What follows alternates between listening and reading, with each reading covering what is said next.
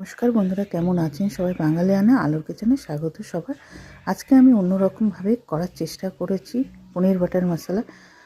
যেহেতু আমি এর মধ্যে 2-3টে জিনিস অ্যাড করে দিয়েছি। আমি আলুটা দিয়েছি, কড়াইশুঁটি আর ক্যাপসিকামটা শুকনো খোলায় আমি ভেজে নিচ্ছি, কাজু, চারমগজ, জিরে, ধনে, গোটা গরম মশলা।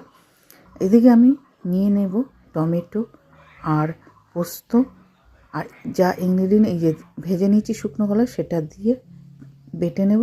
সব কিছু দিয়ে আমি বেটে নিলাম। এদিকে আমি আলুটা ভেজে নেব বন্ধুরা। আলুটা ভেজে নিচ্ছি, সাথে পনিরটাও আমি ভেজে নেব হালকা করে।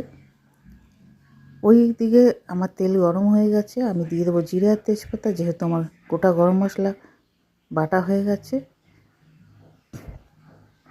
ভালো করে আমি নাড়িয়ে ছাড়িয়ে মশলাটা কষিয়ে নিতে হবে।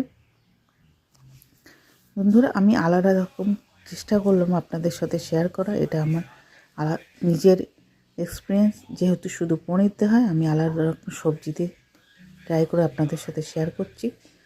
মশলাটা কষে গেছে, দিয়ে দিলাম আলু,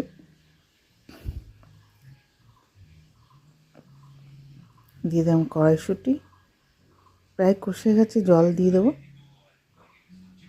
জলটা ফুটে গেছিলো, এবার আমি দিয়ে দিলাম সবজিটা,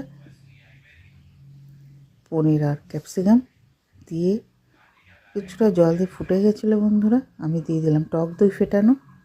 5 মিনিটের মধ্যে আমি ঢেকে দেবো। যেহেতু এটা একটু মজে গেলে তারপর আমি নামিয়ে দেবো। প্রায় মজে গেছে বন্ধুরা, আমি এবার নামিয়ে দেবো।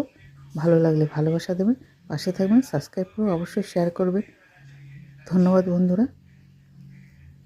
হয়ে গেছে, আমি নামিয়ে দিচ্ছি। ভালো থাকবেন, সুস্থ থাকবেন।